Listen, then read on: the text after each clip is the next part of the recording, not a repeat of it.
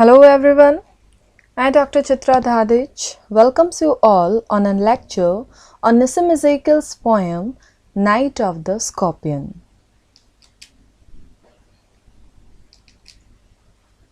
Nissim Ezekiel comes from a Jewish family who had long ago migrated to India and settled down in Bombay.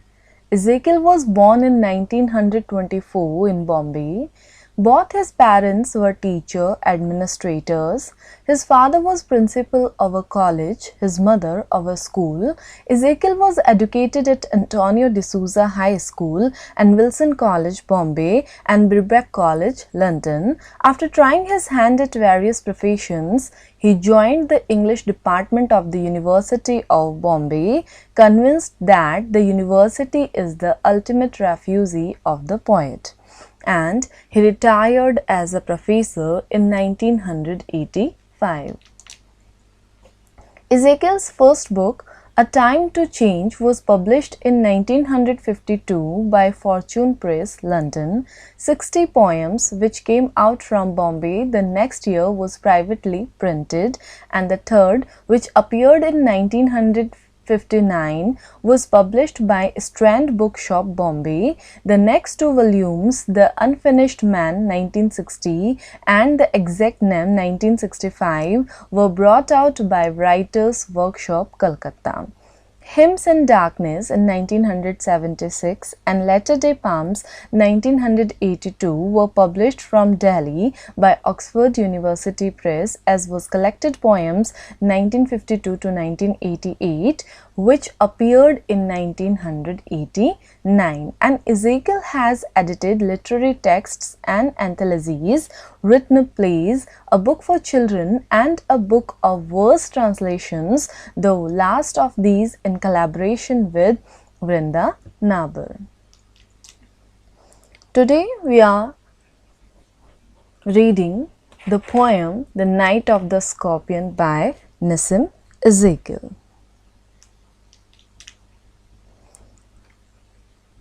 This poem has been taken from Nissim Ezekiel's volume of poem entitled The Exact Name, which was published in 1965.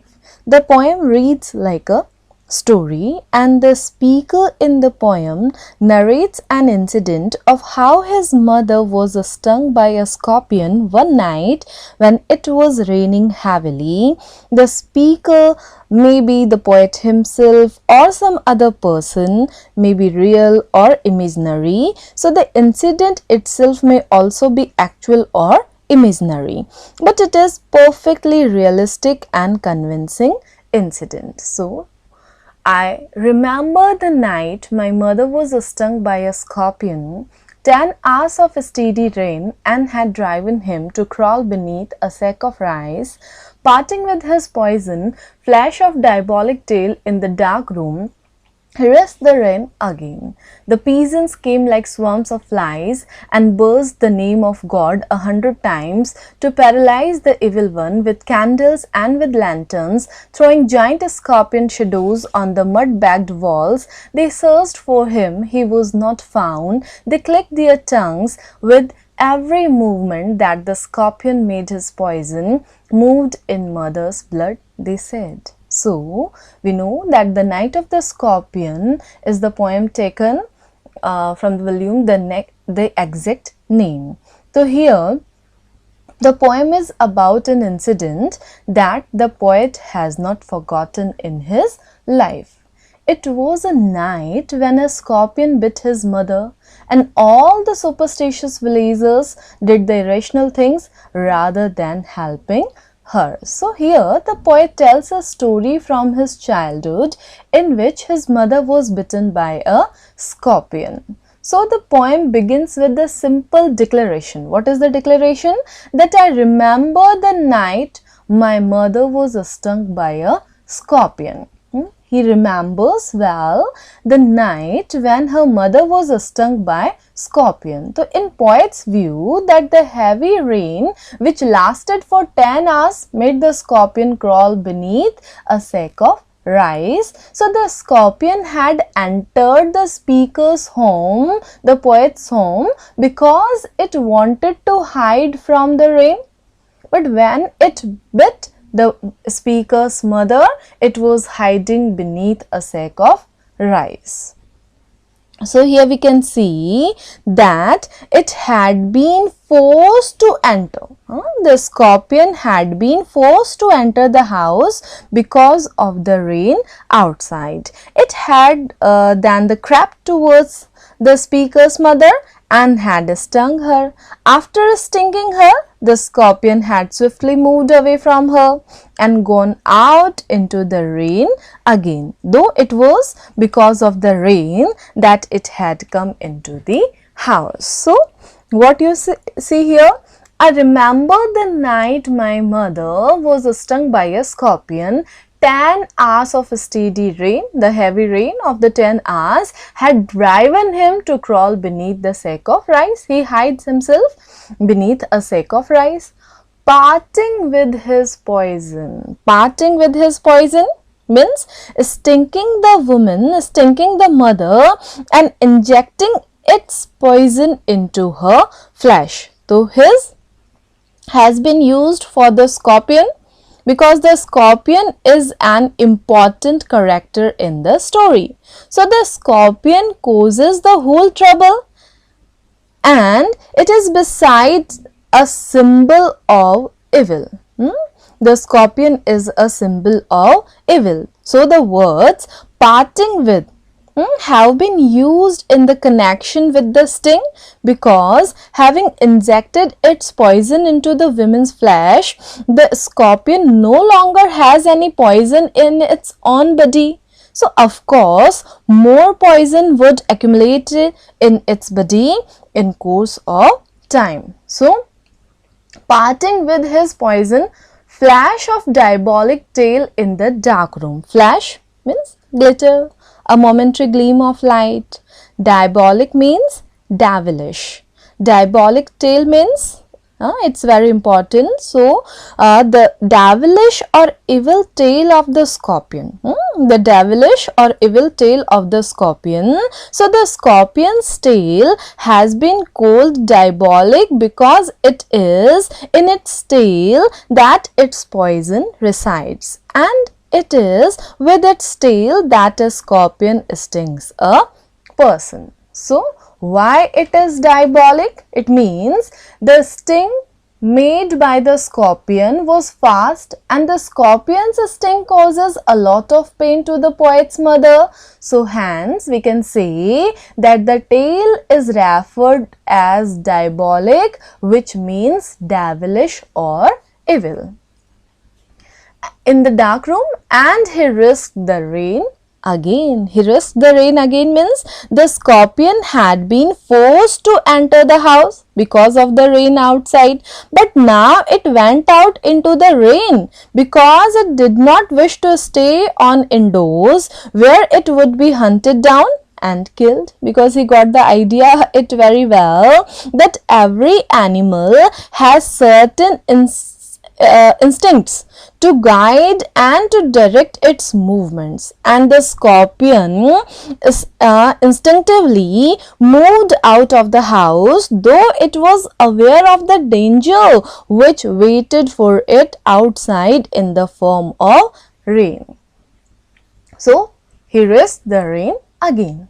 The peasants came like swarms of flies and buzzed the name of God 100 times to paralyze the evil one. So, the peasants means the farmers came like swarms of flies. Like swarms कहते हैं, swarms means multitudes, large numbers. So like swarms of flies means in large numbers, just as flies gathered at a place in large numbers because there is something to tempt them. So of course the peasants could not have come in such large numbers as the flies which gathers at certain place, but the simile has been used only to convey the idea of a large number. There is an obvious exaggeration in this comparison. So The peasants came like swarms of fleas and buzzed the name of God 100 times to paralyze the evil one. Buzzed means uttered. Actually, the word buzz means the sound which is produced by fleas or bees. As the peasants have been compared to fleas, so the word buzz has been used instead of the word uttered. And what they uttered? The name of God 100 times to paralyze the evil one. To paralyze means to render ineffective the evil one. Who is the evil one? The devil. The scorpion is regarded as an agent of the devil. So the poisonous sting of the scorpion links the scorpion with the devil. So the scorpion is regarded not only as an agent of the devil but also a symbol of the evil in this world. So what is next? Giant means huge. So with candles, with lanterns, throwing giant scorpion shadows on the mud-backed walls, they searched for him. He was not found. Giant means huge. Giant scorpion shadows means the huge shadows which seemed to be the magnified reflections of the scorpion which had bitten the mother. So they just searching him on the mud-backed walls. They searched for him and he was not found. But the result is nothing. He was not found. They clicked their tongues. The peasants produced sounds of disappointment and sadness with their tongues as they felt sad because they had not been able to find the scorpion. So they said, repeating again and again, this word has been repeated 5 times because each time the peasants said, what they said? Something different.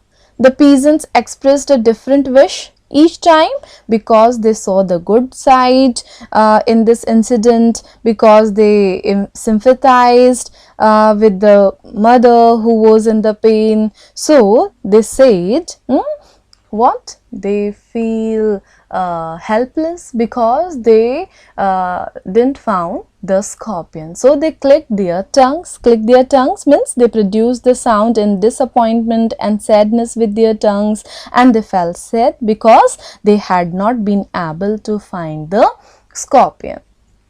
With every movement they said what?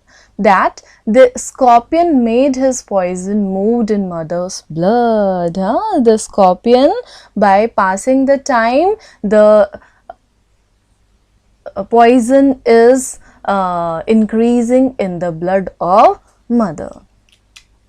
Now next, may he sit still, they said. May the sins of your previous birth be burned away tonight, they said.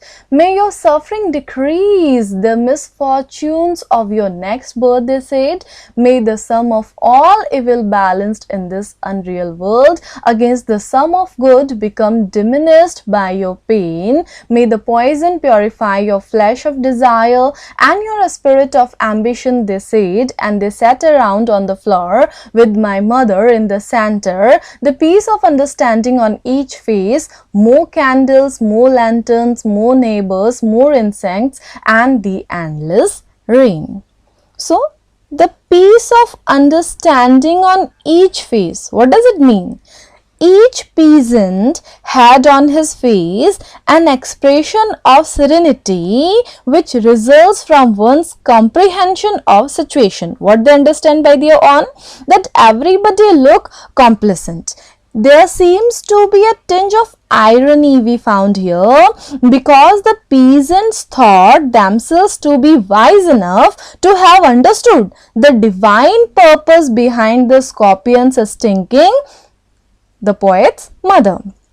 Actually, of course, there is no mystery in the scorpions stinging a human being. It is just one of those things which happen. It is a mischance, but superstitiousness. We found here that the superstitious person perceive a hidden meaning behind every mishap or mischance. So, what they think, that may he sit still, may the sins of your previous birth be burned away tonight, may your sufferings decreases the misfortunes of your next birth, may the sum of all evil balanced in this unreal world against the sum of good become diminish your pain. So such kind of understanding they had in their mind. So the peasants begins to share good wishes, and they hoping that the scorpion will die that night, or at least sit still, that the sins of her past life will be burned away, and that she may return to an even better life in her next life because of her suffering. So the peasants continue making wishes for the speaker's mother and wishing that the forces of evil might be diminished by the poet's mother's pain. So they sat on the floor around the mother and hoping that the scorpion's bite would purify her with the peace of understanding on each face. So more people came to visit the speaker's mother, and the speaker takes in his surrounding what he see that and they sat around on the floor with my mother in the center, the peace of understanding on each face, more candles, more lanterns, more neighbors, more incense, and the endless rain. So as more people come to visit the poet's mother, the poet takes in his surroundings more candles, more lanterns, more neighbors, more incense, and the endless rain. So the speaker's mother, obvious to it all, spent this time suffering and twisting on the mat. So he wants that every attention should come to her mother only. So the peace of understanding, what the each peasant had on his face, the expression of understanding, the serenity of the situation. So what is the next?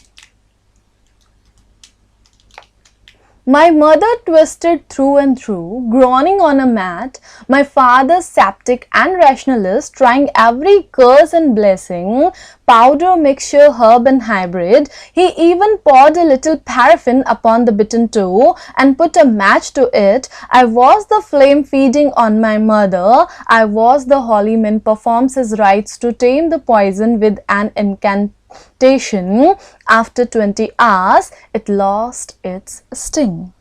So, what does his father do? Sceptic means one who does not accept the orthodox religious beliefs, means non-believer, one who doubts the validity of religious beliefs which he regards as superstitions. Rationalist means one who believes in reason and not in superstitions. So, the poet turns his attention to his father, who describes as a sceptic and rationalist. So the poet notes that even his father is making an effort to help his mother in any way that he knows how, which means turning towards that which he wouldn't otherwise believe.